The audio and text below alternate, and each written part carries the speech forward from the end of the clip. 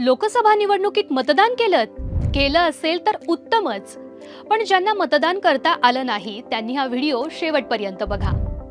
आपण 1 जुलै 2024 पर्यंत वयाची 18 वर्ष पूर्ण करत असाल किंवा काही कारणाने लोकसभा निवडणुकीत आपलं मतदार यादीत नाव नसेल तर नाव नोंदवायची हीच वेळ आहे।